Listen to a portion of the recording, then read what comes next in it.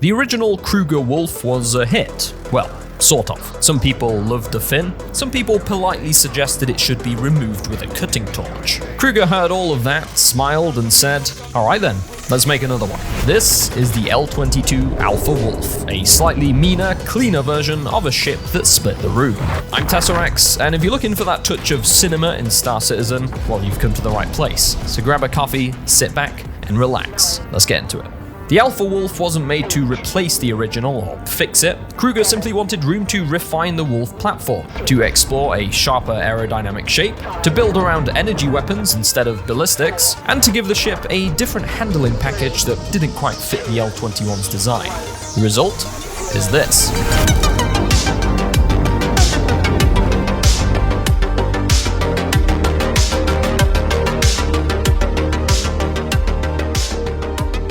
It's a smaller shift than it might seem, but an intentional one, meant to give pilots another option within the same family of ships. Visually speaking, it's still a Wolf, only now it's got a body kit slapped on it. The central fin is still there, but reduced dramatically, no longer the star of the show. And then there's the red canopy stripe, a subtle sci-fi nod that gives the ship's shiny retro face a sharper, more high-tech edge. Follow the lines back, and the entire hull tapers into an angry wasp stinger point, where the exhaust fires out in a tight focus stream, giving the rear that unmistakable fighter jet attitude. As your eye traces further along the back end, you start to notice the exposed capacitors and the orange cabling running straight into the hull. Details that make the engineering feel intentional and proudly on display. The same idea carries through to the side thrusters, bring the power up and the heat pipes glow along the body, quietly showing how the Wolf channels its energy, with the reverse thrusters on standby, ready to slow you down when you inevitably get carried away. All this gives the ship a very mechanical but refined feel, something Kruger clearly wanted to lean into. And while it's undeniably elegant, it also somehow looks like the exact rocket ship 6-year-old me would have drawn to make it to the moon. Overall, it's a familiar design that feels consistent with the Wolf line, but distinct enough that you won't mistake one for the other on the pad. Now, as you clamber up onto the L-22's wing and drop yourself into the cockpit, you're met with a tidy, fighter-focused interior, but with just enough flair to remind you that the ship has character. It continues the clean, retro sci-fi vibe of the exterior, simple MFDs, tidy controls, and nothing getting in between you and the sky. It's focused, uncluttered, and it's genuinely a nice place to be when the canopy closes and the world drops away beneath you. And from there, it's all about what the Alpha Wolf can do when the fight starts. Target lock. The L-21 relied on ballistic Gatlings. Great fun, right up until when the ammo counter hits 0. Ammunition empty. The Alpha Wolf replaces these with two size 4 laser repeaters, which once again deploy neatly from under the hull. No belts, no reloads, just steady damage as long as you can manage the heat. And the missiles? Upgraded to 3 size 2s per wing, a tidy boost without changing the silhouette. It's not necessarily about having more firepower, just a different way of delivering it, and it's a loadout that suits the ship's more agile, energy-focused approach without complicating things.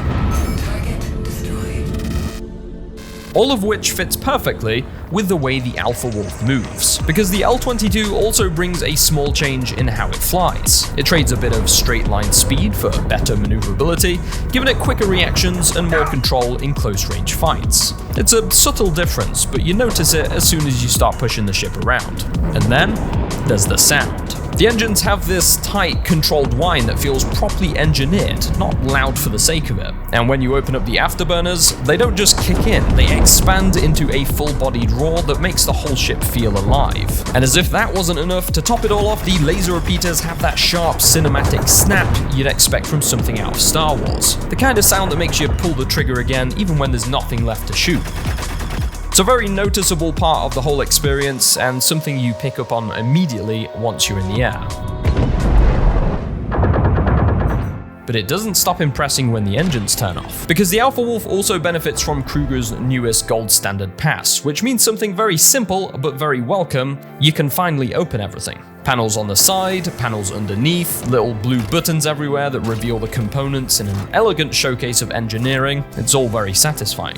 Shields, coolers, all properly laid out and easy to get to. There's even a proper weapons rack tucked into the rear, and the same 450k micro SCU of internal storage the L-21 has. It's practical, it's tidy, and you can tell Kruger wants you to use this ship for more than just looking cool on a landing pad. In the end, the Alpha Wolf isn't here to replace anything. It's here to refine the idea, to take what worked, focus it, sharpen it, and let the rest fall away. A cleaner silhouette, a clearer purpose, and a soundscape that makes you want to just fly a little longer. If you enjoyed this cinematic look at the L-22, consider subscribing for more Star Citizen showcases and ship reviews, and if you're creating a new account, you can use the code on screen or in the description for a little bonus credit boost to get you started in the verse. Thanks for watching, and I'll see you in the next one.